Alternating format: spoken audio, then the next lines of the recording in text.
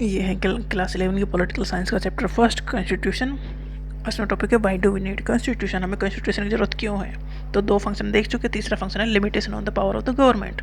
देखो गवर्नमेंट के पास पावर बहुत सारी है जो कि कॉन्स्टिट्यूशन ने दी है डेफिनेटली, बट कुछ लिमिटेशंस भी हैं। ऐसा नहीं कि गवर्नमेंट के मन में जो आए वो कर दें पब्लिक के साथ, ऐसा नहीं होगा। तो लिमिटेशंस भी रखी गई हैं।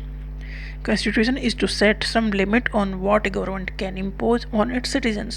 मतलब गवर्नमेंट क्या इम्पोज कर सकती है, क्या लागू कर सकती है सिटीजन्स के ऊपर, मतलब कि सिटीजन्स से वो क्या करवा सकती है और क्या उनके साथ कर सकती है। इसकी लिमिट है जो कॉन्स्टिट्यूशन ने रखी है।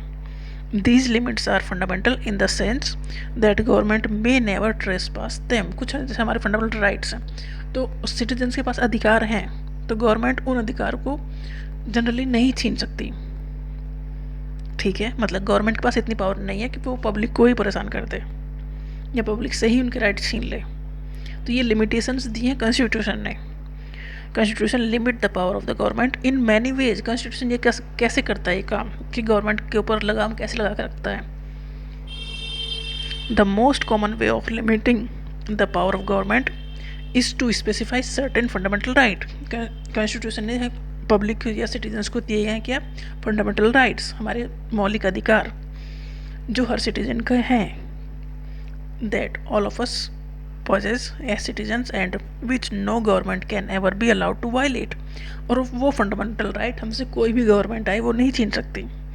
मतलब देखो गवर्नमेंट को पावर दी है कॉन्स्टिट्यूशन ने, बट इतनी पावर नहीं है कि वो पब्लिक से उनके राइट छीन ले, फंडामेंटल राइट्स छीन ले। मतलब वो कोई अत्याचार गवर्नमेंट नहीं कर सकती। गवर्नमेंट गवर्नमेंट है, वो राजा नहीं है, पब्लिक उसकी प्रजा ऐसा नहीं है। जो गवर्नमेंट है डेमोक्रेसी में गवर्नमेंट पब्लिक ने ही बनाई है।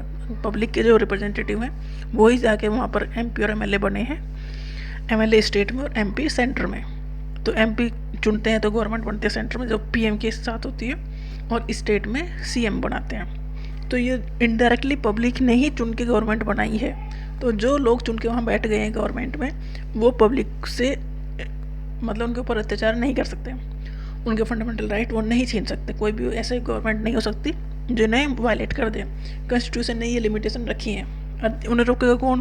देखो जुडिशियरी, लेजिस्लेचर और एग्जीक्यूटिव, ये तीनों ही स्तंभ है जो एक दूसरे के ऊपर चेक एंड बैलेंस का काम करते हैं।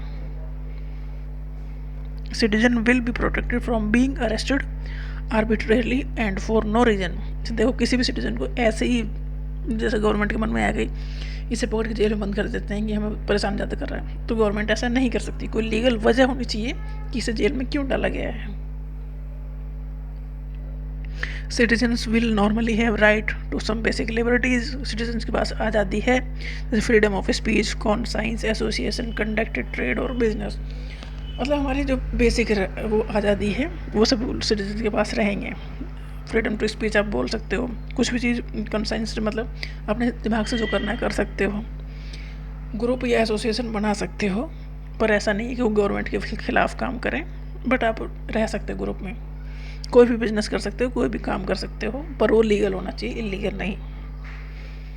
Fundamental right can be limited during the times of national emergency. देखो फंडामेंटल राइट किसी भी केस में ऐसे तो ख़त्म गवर्नमेंट नहीं करेगी, बट अगर कंट्री में इमरजेंसी लगी है, मतलब कोई अटैक हो गया, तो कुछ फंडामेंटल राइट्स गवर्नमेंट ले सकती है, जैसे कि बिना सैलरी दिए वो काम करा सकती है, इस तरह से।